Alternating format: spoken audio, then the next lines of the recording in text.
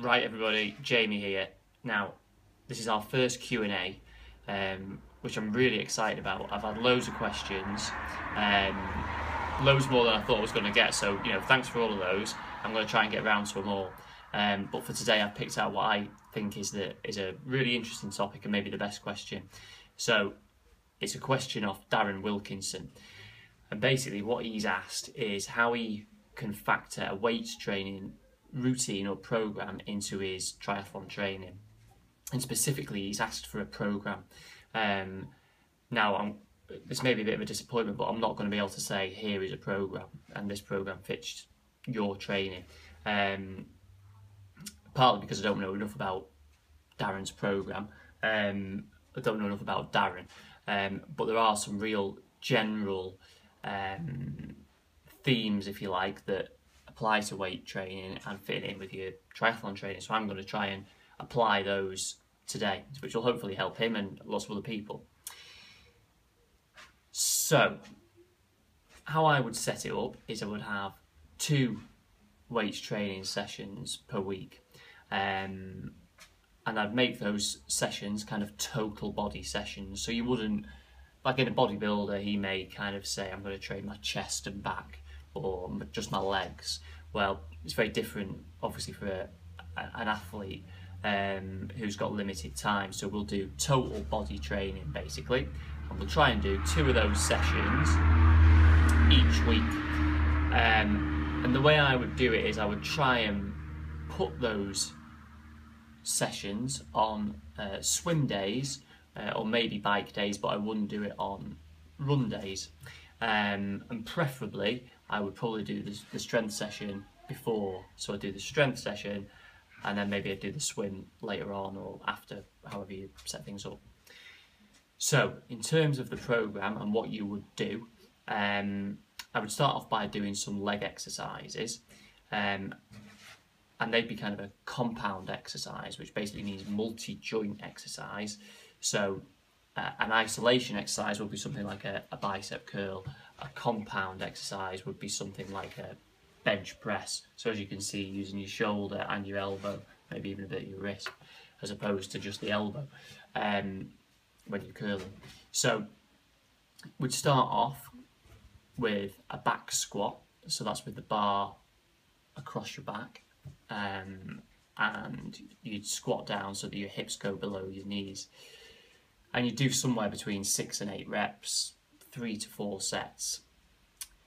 Then you'd have a 30-second rest, roughly, and then you'd go into a straight leg, single leg deadlift.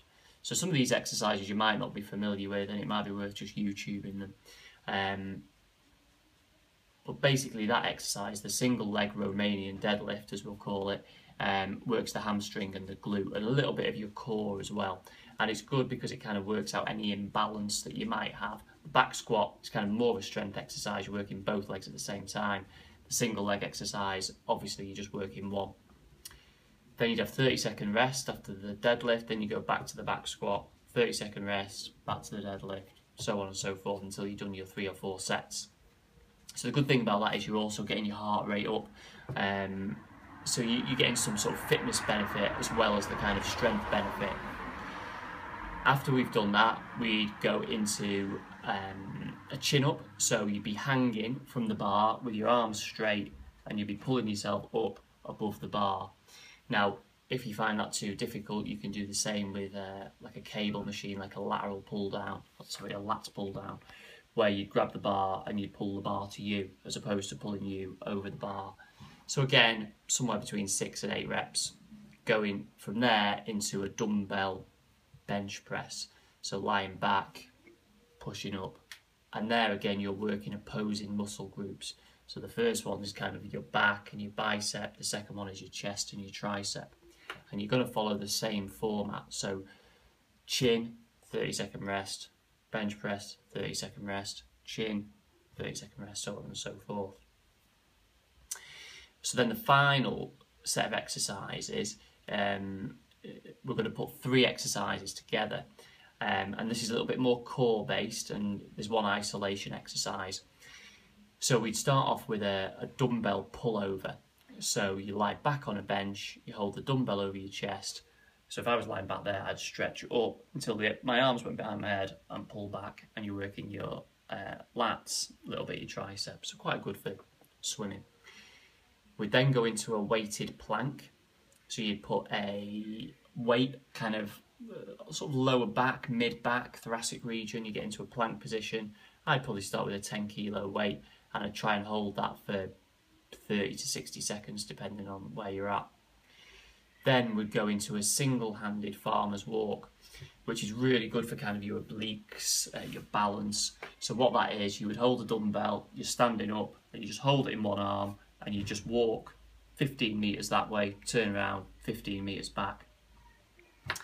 So what I like about that in particular is, you know, doing a lot of running, it's quite imbalanced, especially if you're doing long distances. Sometimes you're running along, you might even kind of come off a curb or something like that, and it's a good way of kind of making sure you've got that strength around your middle.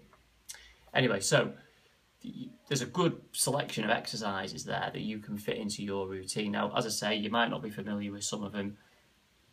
Go ahead, check them out on YouTube. I might do some videos in the future where I actually show you the exercises, but for now, hopefully that gives you a really good starting point. And if you follow that, you will not fail to make progress. So yeah, post any questions, comments below, and hopefully that'll get you started. All right. Now, before I go, if you've got any questions for next week, send them over, and I'll have a little look through. All right. Cheers.